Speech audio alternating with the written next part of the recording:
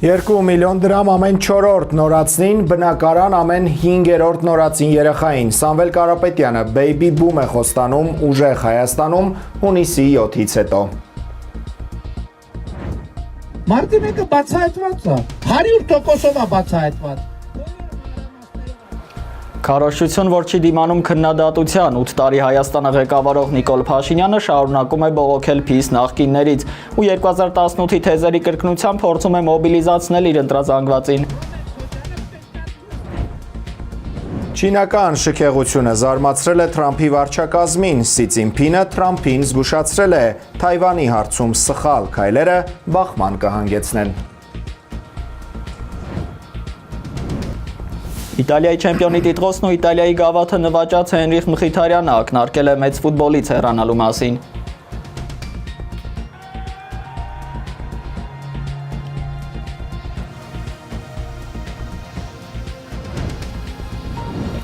Երևանում ժամը 19 է, բարի երեկո սիրելի հայրենակիցներ, ուղիղ եթերում ձեր սիրելի հաղորդումն է իրականում ու պարզ։ Տաղավարում են Դավիթ Գենջոյանը եւ Տարոն Կողլիկյանը։ Ողջույն հարգելի հետևորդներ, նախքան անոնսված թեմաներին անդրադառնալը հիշեցնեմ, որ մեզ ուղիղ եթերով կարող եք դիտել 21 TV News-ի YouTube-յան ալիքում, 21 TV-ի Facebook-յան պաշտոնական էջում, ինչպես նաեւ կարող եք բաժանորդագրվել մեր հարթակներին, որպեսզի չկորցնենք իրար։ Հայաստանում իսկական բեյբի բում կարող է սկսվել ուժեղ Հայաստանի հաղթանակից հետո։ Քաղաքական ուժը, որի առաջնորդն է ազգային բարերար միլիարդատեր Սամվել Կարապետյանը, այսօր հայտարարել է աննախադեպ մի ծրագրի մասին։ 4-րդ երեխայի ծնվելուց հետո ընտանիքը կստանա 2 միլիոն դրամ, 5-րդ նորածնի դեպքում բնակարան։ Այս ծրագիրն իրականացնելու համար ստեղծվել է ազգային վերածննդի հիմնադրամ։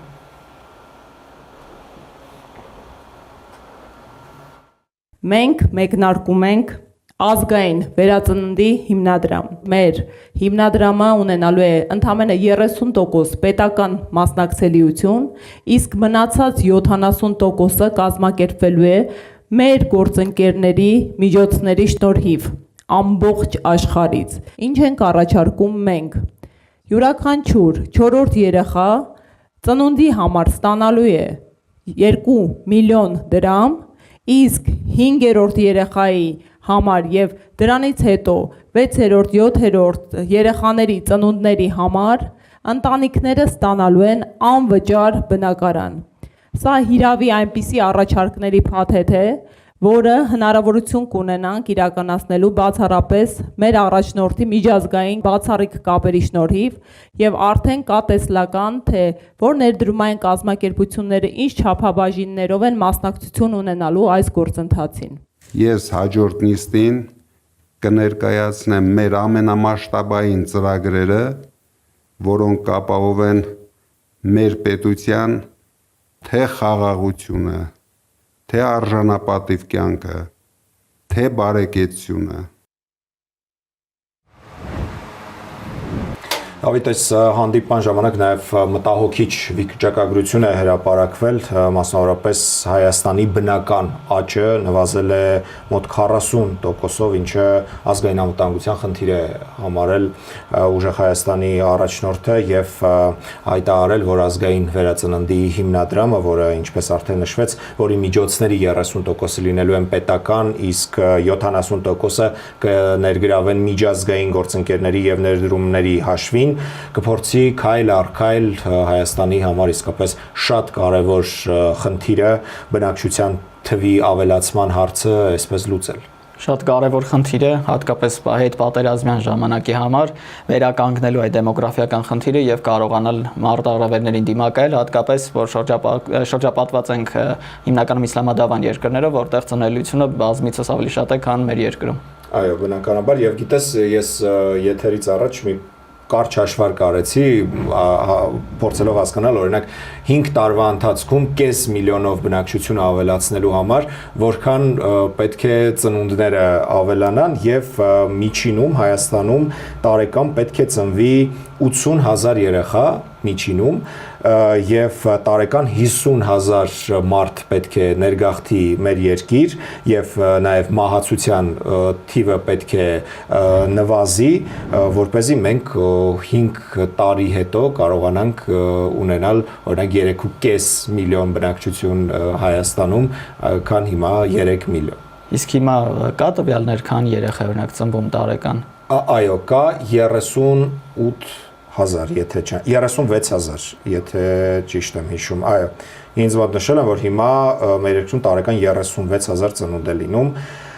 ներգաղթի տեմպն էլ շատ ցածր է, մահացության դեպքը, մահացության ցուցանիշը ցավոք բարձր։ Շատ կարևոր է այդ խնդիրը լուծել, որովհետև այդ պարագայում կարող ենք արդեն տնտեսության վրա շեշտը դնել եւ կարողանալ արդեն զարգանալ եւ արարել ավելի լավ ու արագ տեմպերով։ Այո, նաեւ ես ուզում եմ այստեղ հիշենք, որ Սամվել Կարապետյանի սա առաջին այսպես աննախադեպ ծրագիրը չի, որը վերաբերվում է Հայաստանի խոցելի ուրեմն հարցերի լուծմանը եւ ընդամենը մոտ 1 ամիս առաջ էր Կարապետյանի թիմը հայտարարել էր աղքատության հաղթահարման հիմնադրամ ստեղծելու մասին եւ խոստացել կես տարում 6 ամսում Հայաստանում ծայրահեղ աղքատությունը վերացնել եւ դրա առաջին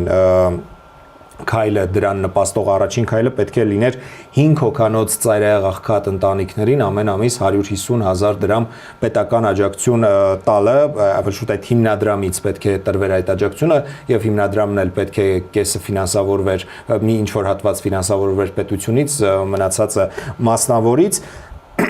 եւ Հետո այս 5 թիվը 5 հոգանոց ընտանիքը պատահական չի ընտրվել, որովհետև մենք գիտենք, որ Հայաստանում ծայրահեղ աղքատ հաճախ ցավոք սրտի համարվում են հենց 3 եւ ավել երեխա ունեցող ընտանիքները, բազմազավակ ընտանիքները։ Այո, մեկ շնչին հասնող այդ գումարի շեմը, երբ որ ցածր է լինում, այո, նրանք են հիմնականում լինում, շատ կարևոր է, սակայն պետք է նաեւ դա ոչ թե երկարաժամկետ նման ծրագիր իրականացնել, որովհետև դա մենք տեսել ենք մեր օրինակով, որ դեգրադացնում է ավելի հասարակությանը ցանկալի կլինի այլ դրանից հետո ինչ որ ժամանակ հետո արդեն ներգրավեն եւ աշխատանքով կամ ինչ որ մասնագիտությամբ փոխարինվի այդ ամենը, որպեսզի մարդկանց խթան լինի աշխատելը, ոչ թե ուղղակի հույս ունենալ ինչ որ նպաստի։ Դե մենք գիտենք, որ ուժեղ Հայաստան ունի նաեւ 300,000 աշխատատեղ ստեղծելու ծրագիրը 5 տարվա ընթացքում եւ երբ մենք հանդիպել էինք Սամվել Կարապետյանին հարցազրույցի ժամանակ այդ հարցը ես ուղեցի, արդյոք դա իրատեսական է, որովհետեւ կան հաշվարկներ մասնավորապես իշխանական թևից, որ 300,000 աշխատատեղ Հայաստանում ստեղծելը շատ, այսպես մեծ դրումներ է պահանջում եւ բացի ներդրումները ինչ պետք է ստեղծվի, որ 3,000 մարդ ներգրավվի նոր աշխատանքի մեջ եւ Կարապետյանը ասում էր, որ իսկապես դա հնարավոր է, ռեալ է, քանի որ ինքը մի մարդ է, ով գործարար աշխարհից է եկել, բազմաթիվ աշխատատեղեր է ստեղծել, ինքը գիտի ինչպես դա անել, գիտի այն ճանապարհը, որով որ կարելի է գնալ ու ստեղծել 300,000 աշխատատեղ 5 տարում, ես հիշեցնեմ, որ այս իշխանությունը հայտարարում է, որ իրենք 8 տարվա իրենց իշխանության ընթացքում ստեղծել են 280,000 աշխատատեղ, բայց վիճակագրական տվյալներով մենք գիտենք, որ չզբաղված մարդկանց թիվը մեր հանրապետությունում շարունակում է մեծ լինել։ Կարծեմ անկախ դիտորդական այդտենց ինչ որ կազմակերպություններ լրատվականները գտել էին, որ գրանցված այդքան բիզնեսներ կա, օրինակ Անատ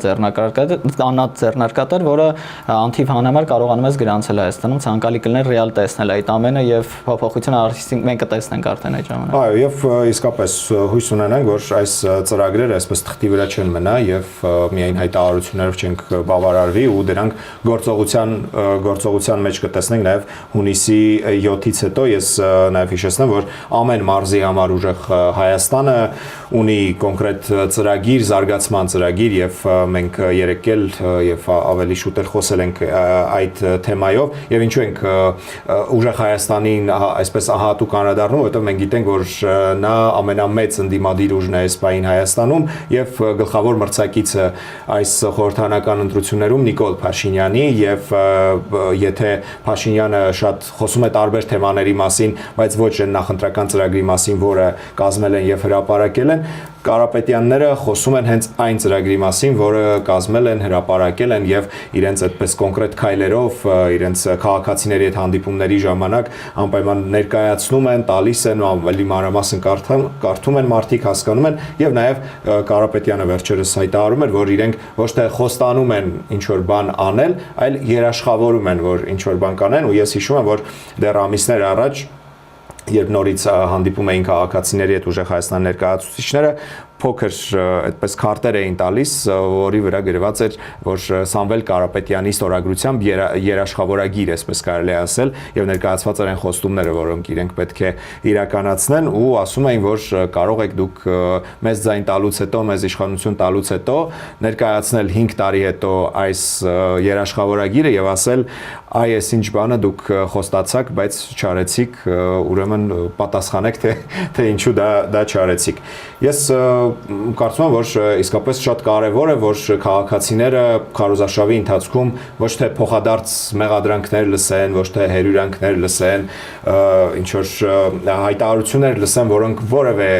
նյութական արժեք չեն տալիս եւ որևէ ավել բան մեր հասարակությանը բացի ավելի նյարդային, ավելի դյուրագրգիռ դառնալուց չեն տալիս, ավելի ճիշտ է, որ ծրագրեր լսեն, հասկանան, թե ամեն կուսակցություն, ամեն քաղաքական ուժ, որը հավակնում է Հայաստանում իշխանության գալ, ինչ է առաջարկում այս երկրին, որը բազմաթիվ խնդիրներ ունի անվտանգությունից մինչև սոցիալական հարցեր։ Այո, հատկապես որ պատերազմից հետո դեռ երկիրը գտնվում է եւ հասարակությունը ճգնաժամի մեջ եւ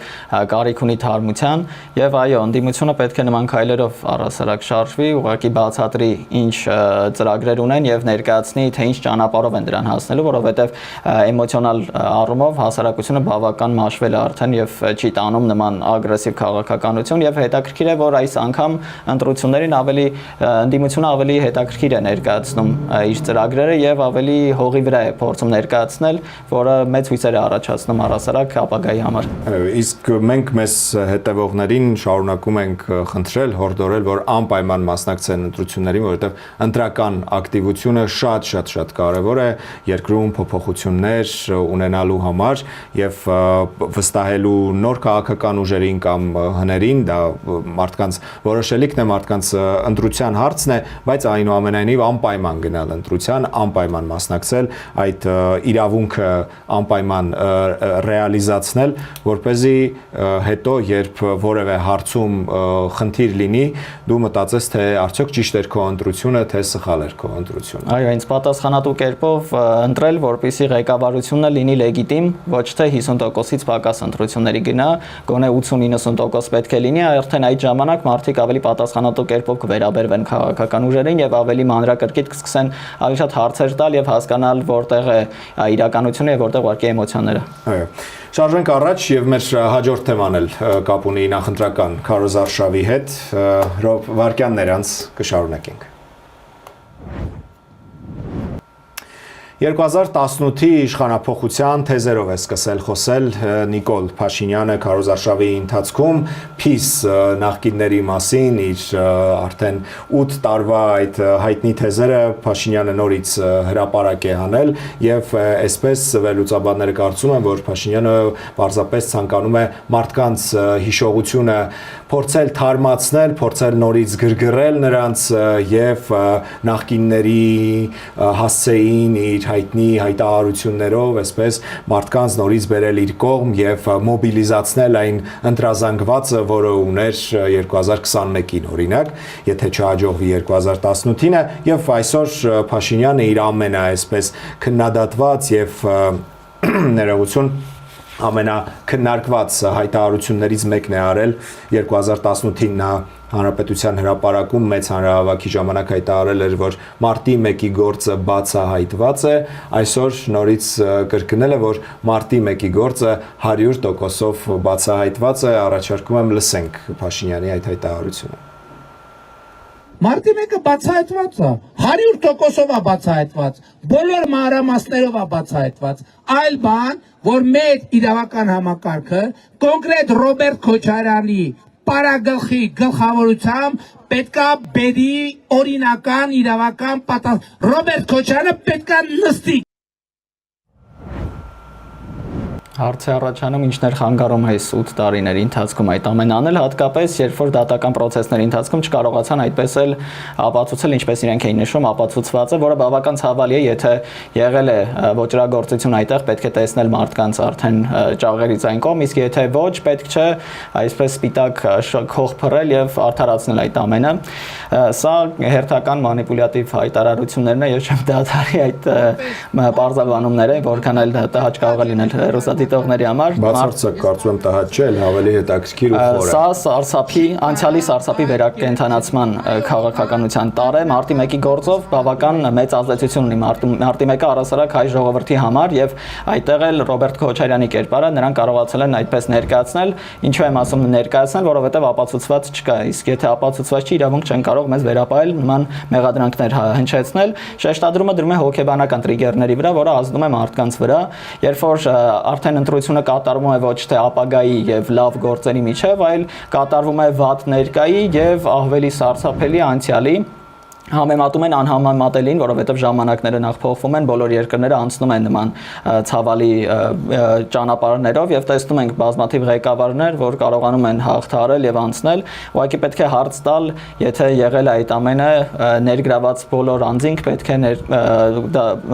ներկայացվեն, այսինքն դատարան եւ կարողանան պատասխանել իրենց հարցերին, իսկ սա թույլ է տալիս քաղաքական ուժին նսեմացնել իրողությունը ներկա ժամանակը եւ անցյալի տրիգերային կետերը բերել այնպիսի կետի, որ մարդիկ արդեն ուղղակի վախից կամ ագրեսիայից ընտրություն կատարեն, հասկանան, որ հիմա վատ է, բայց այն ժամանակ ավելի վատ էր եւ ընտրությունը այսպես կատարվի, որը բավական սխալ է, հատկապես մեր պարագայում։ Ես իհարկե որևէ կերպ չեմ ուզում ստվերել մարտի 1-ի տեղի ունեցած այդ ցավալի ողբերգական իրադարձությունները, բայց կարծում եմ, որ Նիկոլ Փաշինյանի իշխանության օրոք այնպիսի ողբերգություններ են տեղի ունեցել, համազգային ողբերգություններ, սկսած 44-օրյա պատերազմից, այնուհետև Հայաստանի վրա տարբեր տարեթվերին հարձակումներից եւ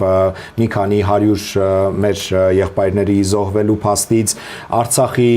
կորստից, մեր հայրենակիցների տեղահանությունը, որ դրանից ավելի մեծ ողբերգություններ դժվար է պատկերացնել եւ այն ինչ որ հիմա փորձում է Նիկոլ Փաշինյանը հիշեցնել քաղաքացիներին մարտի 1-ը նորից այսպես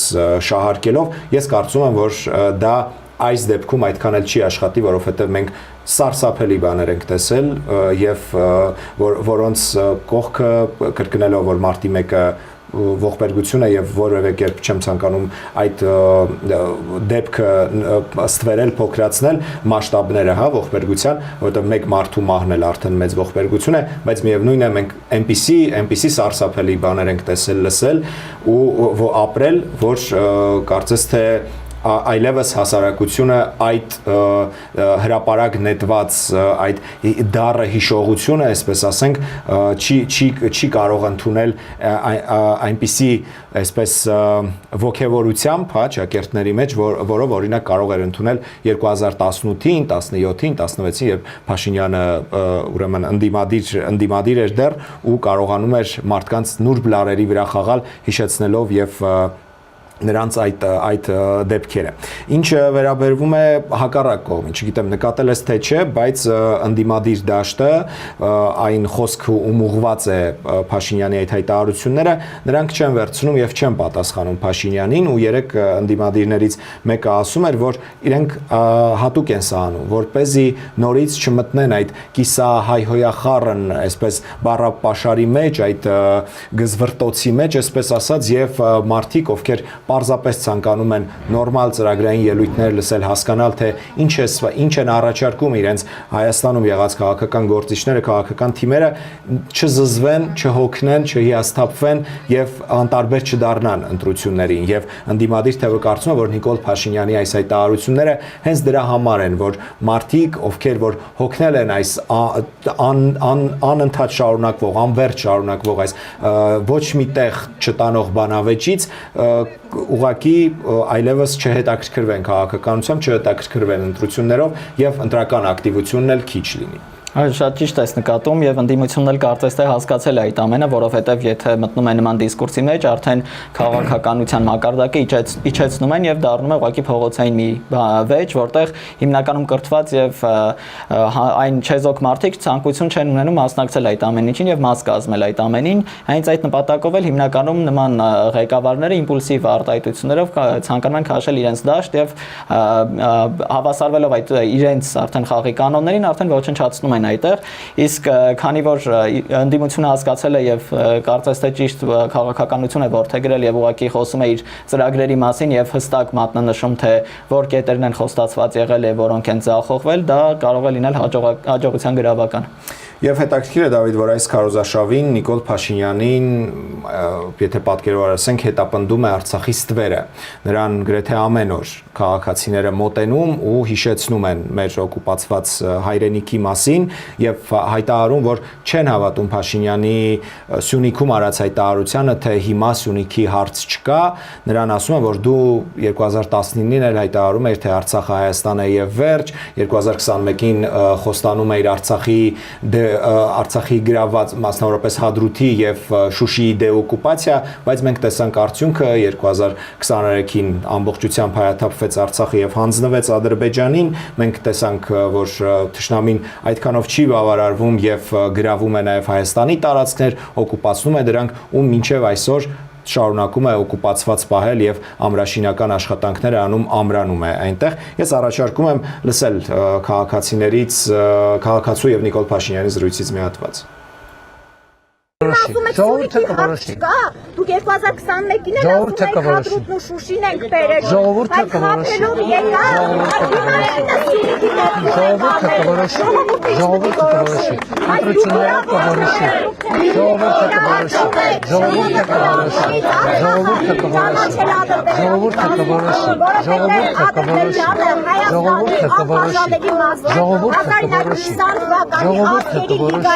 Ժողովուրդը կորոշի։ Ժողովուրդը կորոշի։ Ժողովուրդը կորոշի, ժողովուրդը կորոշի, ժողովուրդը կորոշի, այլևս չեն լինելու վարչապետ, կորոշի ես հլու կհեռանամ, կորոշի ես հլու կհեռանամ, ժողովուրդը կորոշի ես հլու կհեռանամ, հլու կհեռանամ, ժողովուրդը կորոշի ես կհեռանամ։ Այսօր շավելի ուշ Փաշինյանին մոտեցել է նաև Արցախից մի կին, տարեց մի կին եւ շատ մտահոգ հարցրել Փաշինյանին, թե Արցախից հետո հաջորդ հայկական որ տարածքն է հանձնելու, որպեսզի չգնա ու այդ տարածքում չապրի։ Առաջարկում եմ լսենք նաև այդ կնոջ ու Փաշինյանի զրույցից մի հատված։ Ղարաբաղը դուք հանձնել եք։ Ղարաբաղը 100% ինքս Ղարաբաղցի եմ ու գիտեմ, որ ինքդ եւ դուք ձեր բերանով ասել եք, որ հանձնել եք Ղարաբաղը։ Դվել եք Ադրբեջանը։ Հիմա ուզում եմ, խնդրում եմ ուղղակի ասեք, արդեն Արցախը հանձնել եք։ Հիմա ում եք որ մասերն եք հանձնելու։ Ինձ է հետաքրքիր, որ չգնամ տեղ մնամ նորից։ Որ ես չգնամ այդտեղ մնացեմ։ Դուք ինչ որ դուք ասում եք, արդեն հանձնել եք դա 100%։ Հիմա դուք հարց եք տալիս թե չէ։ Հարցը տվել եմ, ասա, հիմա որ մասն եք հանձնելու։ Տիկին, ուրեմն նախ ես ուզում եմ ձեզ հիշեցնել, որ Ղարաբաղի իշխանություններն են, որ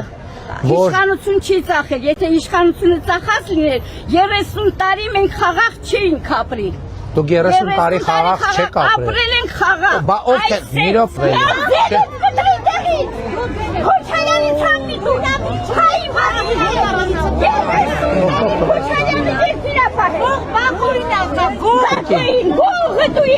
Դուրը գալիս է, որ անցածներից ես բաներ եմ ուրեմն սահմանը չեն զոհում և չեն զոհվելու։ Եթե դեմ չես, այստեղ մի անգամից կուզեի հիշենք նաև 2 օր առաջ Փաշինյանի ու մի երիտասարդ տղայի զրույցից մի հատված կրկին Արցախի թեմայով։ Դուք հանձնել եք Արցախը, ես գիտեմ շատերին հաճելի չի լսելը։ Դուք 5000 տղաների մահվան առաջին պատասխանատուն եք։ 5000 թիվը որտեղից։ Թեկուզ որտեղից 5000 թիվը։ Միգուցե թիվն է 5000 թիվը որտեղից։ Որտեղից 5000 թիվ։ հրապարակած թվերն են։ Մենք թիվ չեք, ես ասում եմ, նրանք ովքեր դուք այդ ստահակների խո բառապաշարն եք վերցնում, ձեզ քիչ հա զոհերի թիվը մի հատ է 5000 թիվը։ Ես ձեզ այդ խոսա, դուք իրավունք չունեք, ուրեմն դուք իրավունք չունեք։ Չէ, քիչ չի։ Այդ զոհությունների արդյունքում մենք պետություն ու անկախություն ենք ստացել։ Այո, ունենք։ Այո ունենք, եւ դուք գիտեք մի րոպե, եւ այն որ դուք եկել եք վարչապետի դիմաց կանգնել եք այդ ասում եք, այդ նշանակում է որ մենք պետություն ունենք, անկախություն ու ժողովրդավարություն, որովհետեւ եթե 15 տարի առաջ ասեիք, հիմա զուգարանում ձեզ զղկելով սպանում էին, այ հենց հիմա։ Սևերի ու սպիտակների քաղաքականությունը շարունակվում է եւ կարծես թե այդ քաղաքականությունը միտում էլ չունի նահանջելու։ Հիշեցնեմ, որ ուղղակի այդ քաղաքականության նպատակն է հակառակորդ ցանկացած ուժի ներկայացնել որպես թշնամի եւ ոչ կառուցողական կամ դավաճան։ Դա չեզոքացնեմ միանգամից երկու խնդիր՝ ընդդիմադիրներին եւ երրորդ ավելի չեզոք ուժերին, որոնք ցանկանում են ինչ որ բան փոխել եւ հստակ տեսլական ունեն։ Նման կերպով նրանք շատ հանգիստ տեղավորվում են մյուս կողմի մեջ, եթե դու դեմ ես, ուրեմն թշնամի ես ու կամ չես ուզում որ լինի Հայաստան օրինակ։ Իսկ երկրորդ կետը Արցախի հարցում ինչպես տեսնում ենք պատասխանատվության այսպես ասած պատվիրակում է տեղի ունենում Նիկոլ Փաշինյանը ու տեսնում ենք նա դեմ չի որ նրա Արցախի հանձնելու մասին, նա դեմ էր թվերի հետ կապված, նա հիմնականում մեղավորությունը փորձում է փոխանցել նախկիններին, միջազգային կառույցներին, երաշխավոր երկրներին, նույնիսկ բանակին, բայց սեփական մեղավորությունը չի ճանաչում, ինչը Նիկոլ Փաշինյանը պահանջում էր Ռոբերտ Քոչարյանից եւ ասում էր պետք է ներողություն խնդրի ժողովրդին կատարած որոշ գործողությունների համար, այսինքն եթե մի բան պահանջում ես ցանկալի կլիներ դու էլ կարողանաս գոնե ուժ գտնել եւ ընդունել այդ ամենը իսկ այս ամենը բերում է անխուսափելի ցավալի կետերի որտեղ մարդիկ արդեն չեն ընտրում իշխանության այլ ուղակի էմոցիաներով են շարժվում հասկանում ավելի շատ չեն սիրում եւ ուղակի այդպես կատարում ընտրությունը որը ցանկալի չէր լինի բոլորս էլ ապրել ենք, կիսել ենք եւ տեսել ենք թե ինչ ժամանակներ է եղել եւ ցանկալի չէր լինի ուղղակի բաժանեինք իրար սևերի ու սպիտակների եւ փորձեինք հասկանանք թե ով է ավելի ճիշտ կամ ավելի ուժեղ, որովհետեւ բոլորիս ընդհանուր սխալներից է եկել հասել այդ կետին, որ այժմ Արցախը հայաթափվել է ամբողջությամբ։ Ես ամբողջությամբ համաձայն եմ քո մտքերի հետ եւ ավելացնելու շատ բան էլ չէ, կարծես թե այստեղ չկա, հատկապես Արցախի թեմայով, որովհետեւ ակնհայտ է, որ այս իշխանությունը ամբողջությամբ տապալել է արցախյան բանակցությունները եւ Արցախի հետ կապված ինչ հայտարարություն, որ իրենք արել են ու հիմա պարզապես փորձում են այդ թեմայից մաքրվել, արդարանալ, անընդհատ արդարանալ, բայց չեմ կարծում, որ դա կստացվի, որովհետեւ այնուամենայնիվ կա փաստ, որ հենց նրանց իշխանության օրոք Արցախը ամբողջությամբ հայաթափվեց, տեղի ունեցավ այդ պատերազմը եւ մինչեւ հիմա, ինչպես Նիկոլ Փաշինյանը իր խոսքում էլ ասաց ու կիսատ թողեց այդ միտքը, իրենք մինչեւ հիմա որևէ պաշտոնական տվյալ չեն հրապարակել, թե մենք 44-օրյա պատերազմի ընթացքում որքան զոհ ենք ունեցել եւ այդ մեր զոհված հայրենակիցների անուն ազգանուն հայրանունները մենք այդպես էլ մի ցուցակի, մի ամբողջական ցուցակի մեջ չենք տեսել։ Այո, քննիչ հանձնաժողովի ցուցակներն էլ այդպես էլ չասան, գաղտնի կերպով կարողացան կոծկել այդ ամենը։ Ցանկալի կլիներ, եթե իրոք ժողովրդավարությունը երկրում տեսնեինք այդ ամենը եւ ով որ մեղավոր է, բոլորը ստանային իրենց արժանի պատասխանը եւ դատավճիռը, ապա նոր կխոսենք ժողովրդավարությունից եւ կերազենք ավելի լավ ապագայի մասին։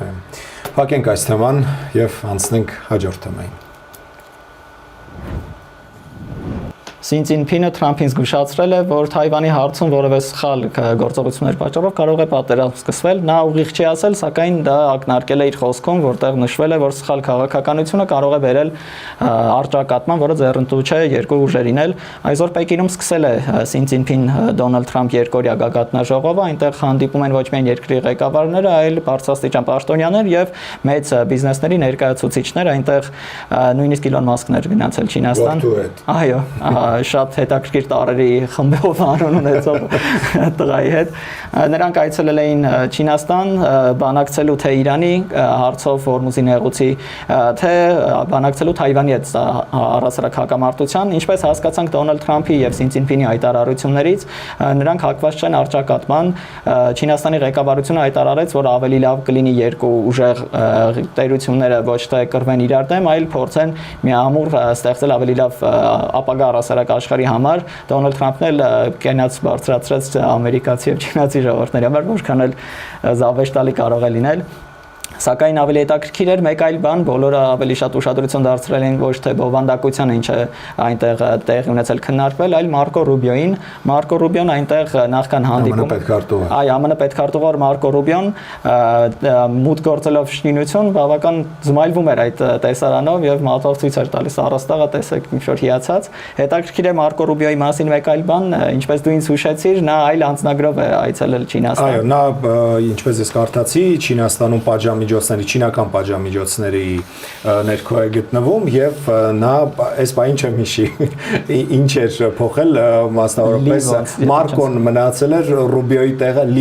Լիոնի պես ինչ որ մի բան էր մոտավոր, այո, նա անվան փոփոխություն էր արել, պաշտոնական հավանաբար այդ պատվիրակություն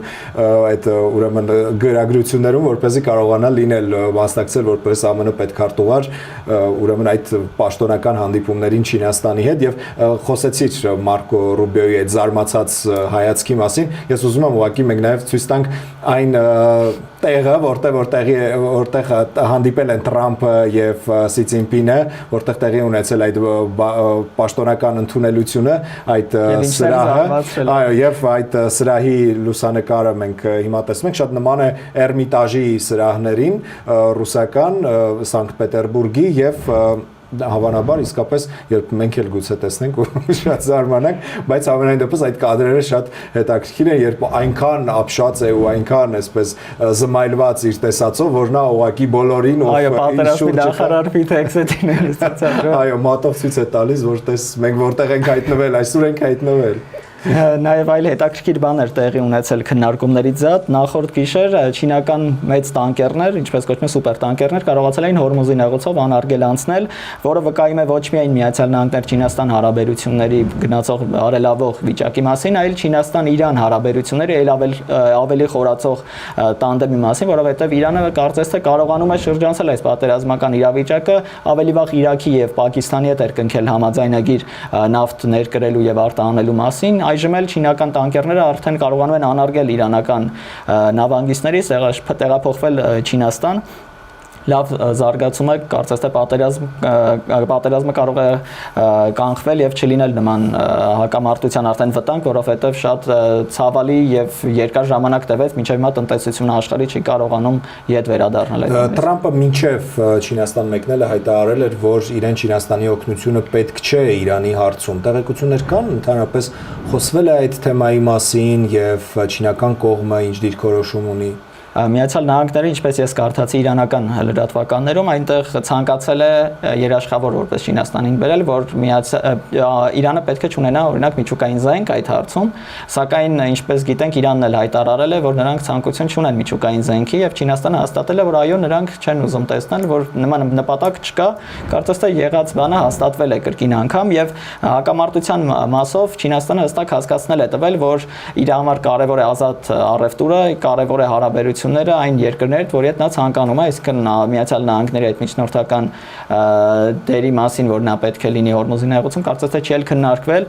որպես այդպեսին ավելի հստակ կարող ենք իմանալ հանդիպումից հետո, որովհետև բավական բովանդակալից հանդիպումներ կլինեն այսօր եւ վաղը, եւ այսօր կարծես թե բիզնես ներկայացուցիչներ էին իրար հետ ավելի շատ հանդիպել քննարկելու չինական այդ սանկցիաների տակ գտնվող միկրոչիպերի եւ ամերիկյան նավթի կամ այլ հանածոների փոփոխության այդ փոխարինման հարցերը։ Այս թեմայի մասին եթե ավելացնելու որևէ բան ունես։ Ոչ, այսօր այսքան է հիմնականում բավարարվենք, վաղը ավելի այսինքն այսօր շարունակվելու է բանակցությունները, 2 օր է տևելու եւ կարծիք կա, որ Վլադիմիր Պուտինը կարող էր այցելել Պեկին, սակայն այսօր հայտարարվեց Ռուսաստանից, որ օրը ավելի հստակ կասեն։ Ես ինչպես տեղեկացա, մոտավոր ամսի 18-ը պետք է լինի եւ Դոնալդ Թրամփը արդեն Չինաստանում չի լինի եւ չենք տեսնի այդ հանդիպումը այնտեղ։ Ես հիշում եմ, որ մինչև Թրամփի այցելելը դեռ անցած տարեվերջին, երբ խոսվում էր հնարավոր այցի մասին Չինաստան, ռուսական կողմը ոչ երկում ոչ հաստատում էր, որ այնտեղ կարող է տեղի ունենալ նաև այսպես եռակողմ գագաթնաժողով Չինաստան, Ռուսաստան, Միացյալ Նահանգներ, բայց կարծես թե դա ինչպես ոչ թե կարծես թե ինչպես հասկացանք դա տեղի չունենում եւ նաեւ տեղի չունենա Թրամփի ու Պուտինի հանդիպումը Չինաստանում սրա մասին էլ շատ խոսվում էր փոխարենը Պուտինը Թրամփին հրավիրել է Մոսկվա եւ Թրամփն էլ մինչեւ Չինաստան մեկնել է կարծես թե ոչ հերքել ոչ հաստատել էր մտադրությունը այցելելու Մոսկվա այնպես որ շատ հնարավոր է Թրամփին նաեւ Մոսկվայում տեսնենք Հրավերի մասին ասացի հիշեցի Թրամփը հրավիրել է Սին Ցինփինին սեպտեմբերին Միացյալ Նահանգներ սակայն որպես այդպեսի նստակ պատասխան դեռ չի հնչել Չինաստանից, որովհետև Չինաստանը պետք է պատրաստի այդ ամենին եւ այսպես անպատրաստից դժվար ընդունի առաջարկներ նման։ Այո։ Շնորհակալություն եւ շարժվենք առաջ։ Համաշխարհային ֆուտբոլի հայ լեգենդի մասին ենք խոսելու չորեքշաբթի գիշերը Հենրիխ Մխիթարյանը Ինտերի կազմում նվաճեց միանգամից 2 տիտղոս A-սերիայի չեմպիոնի տիտղոսը եւ Իտալիայի գավաթը սա 37-ամյա մեր կիսապաշտպանի համար իսկական կարծում եմ հրաշալի ընթացք է կարիերայում երբ դու արդեն գրեթե մոտենում ես քո կարիերայի ավարտին ու նման տիտղոսներս կարողանում նվաճել մենք հիմա տեսնում ենք մեր հենոին ինչպես ընդունված է Հայաստանում նրան ասել այդ Իտալիայի գավաթով սա էլ կարծես թե երեկվա ուրեմն հաղթանակից հետո լուսանկար էր Մխիթարյանը օրեր առաջ հայտարարել էր, որ հնարավոր է հրաժեշտ տա ֆուտբոլին, կարիերային եւ նաեւ ակնարկել էր, որ հնարավոր է հենց շարունակի աշխատել, մնալ Ինտերում։ Մենք գիտենք, որ հունիսին հաջորդ ամիս արդեն ավարտվում է նրա պայմանագիրը Ինտերի հետ։ Այո, ինչքանով ես որ տեղեկացա, Ինտերից արձագանքել էին այդ ամենից եւ ասել էին ամեն բան կախված է Մխիթարյանից, ինչ ընտրություն էլ նա կատարի, նրանք կհարգեն եւ նույնիսկ ավակ Լոուտարո Մարտինեսն էր հայտարարել այդ մասին եւ հայտնել, որ Մխիթարյանը մեծ մոտիվացիա իրենց համար եւ մեծ պատիվ է նման փորձառու եւ պրոֆեսիոնալ ֆուտբոլիստի հետ դաշտ կիսել եւ առասարակ մարզվել։ Այո, շատ կարեւոր է, որովհետեւ Մխիթարյանը կարծես լինի լավ կոնյակ կամ գինի գնալով ավելի լավն է դառնում տարիների ընթացքում։ Հիշում ենք նա սկսել էր նույնիսկ հարցակվողից առաջ քաշված կիսապաշտպանից, իսկ այժմ նա խաղարկող հենակետային է խաղում, որը մեր հավաքականում կարիքը կլիներ, սակայն կարծես թե դուրը փակ է արդեն։ Հետաքրքիր կլինի եւս 1 տարի վայելել նրա խաղը, որովհետեւ կարծես թե չունենք նրան արժանի փոխարինող կամ գոնե մոտ մակարդակով, որ տեսնենք կամ վայելենք նման տոպ առաջնությունները։ Սպերցյանն է, որին դեռևս չի հաջողվում տեղափոխվել որևէ եվրոպական ակումբ եւ այդ հարցում նաեւ փորձում է Մխիթարյանը իր աջակցությունը ցույց տալ, բայց դեռևս կարծես թե որևէ լավ լուր այդ թեմայով չունենք, իսկ ինչ վերաբերում է Մխիթարյանին, հայ երկրպագուներս ֆուտբոլի Հայաստանի ազգային հավաքականի երկրպագուներս կարծում ենք, որ ցանկալի կլինի դեռ Մխիթարյանը չհեռանա ֆուտբոլից, պրոֆեսիոնալ ֆուտբոլից, որպեսզի գոնե մեկ ինչ որ հանդիպման նրան տեսնենք նաև ազգային հավաքականի Հայաստանի ազգային հավաքականի կազմում, ցավոք իհարկե որ Մխիթարյանը վերջին տարիներին որոշեց այլևս հանդես չգալ մեր հավաքականում եւ նա իր գրքում, որը հրապարակվեց վերջերս, խոսել է այդ թեմայի մասին, թեթև ակնարկել, որ պատճառը ոչ թե ֆուտբոլային էր, այլ ավելի շատ այն վերաբերմունքը, որը ինքը ստանում էր մեր ֆուտբոլի ղեկավարներից, այսպես կարող ենք ասել, ինչը իրեն չէր բավարարում եւ ինքը կարծես թե իրեն մի փոքր օտարացած ու ավելորդ էր զգում այն հավաքականում, որի համար տասնամյակներ շարունակ խաղացել է ու մեզ բոլորիս շատ հաղթանակների այդ բերկրանքը պարգևել։ Այնուամենայնիվ ինչ որոշում էլ որ կայացնի Մխիթարյանը, նա միևնույն է իր անունը ոսկե տառերով է վստահաբար գրել համաշխարհային ֆուտբոլի պատմության մեջ, ել չենք խոսում հայկական ֆուտբոլի պատմության մեջ եւ մեծ հաշվով այն բոլոր ձեռքբերումները, որ ունեցել է Մխիթարյանը որպես հայ ֆուտբոլիստ, հայաստանցի ֆուտբոլիստ համաշխարհային ֆուտբոլում, երևի թե շատ երկար ժամանակ ոչ մեկ այդպես եթե ասենք ռեկորդներ, այդ ռեկորդները շատ երկար ժամանակ որևէ ֆուտբոլիստի չի հաջողվելու գերազանցել, մինչև որ կհատնվի երկրորդ, այսպես վունդերքինդը, երկրորդ Մխիթարյանը, ում խաղով մենք նույնչափ կհիանանք ու այսպես կերկրպագենք, ինչքան որ մեր Մխիթարյանին։ Այո, որքան որ ֆուտբոլիստներ, այդքան էլ կարծես Հայաստանի դեսպանը լիներ տարբեր երկրներում, միշտ բարձրաձայնում էր այո Հայաստանի մասին, մինչ օրս էլ բարձրաձայնում է Հայաստանի մասին ցանկացած թե տոն լինի, թե ինչ որ հիշատակի օր լինի, այո, նա միշտ բարձր է պահում Հայաստանի դրոշը եւ ցանկալի կլիներ եւս մեկ անգամ կրկնեմ, որ եւս մեկ տարի վայելեինք, որովհետեւ ցավալի կլինի նման լեգենդի տեսնել ավարտել արդեն կարելի։ Այո, լրիվ համաձայն եմ։ Ավարտենք այսօրվա եթերը, շնորհակալություն Դավիթ, հարգելի հեռուստադիտողներ, շնորհակալություն ուշադրության համար, շարունակեք հետևել 21 TV-ի լրատվական ծրագրերի աշխատանքին, մենք աշխատում ենք ամեն օր առավոտյան ժամը 8-ից գիշերը ժամը 1-ը ամեն ժամյա թարմացված լրահոս ենք ձեզ ներկայացնում, իսկ 21 TV News-ի YouTube-յան ալիքում, 21 TV-ի Facebook-յան ալիքում ուղիղ եթերով ամեն օր ժամը 19-ին կարող եք հետևել իրականում ու պարզ ձեր սիրելի հաղորդմանը։ Շնորհակալություն եւս մեկ անգամ, ցտեսություն։ Ինչ նոր հանդիպում։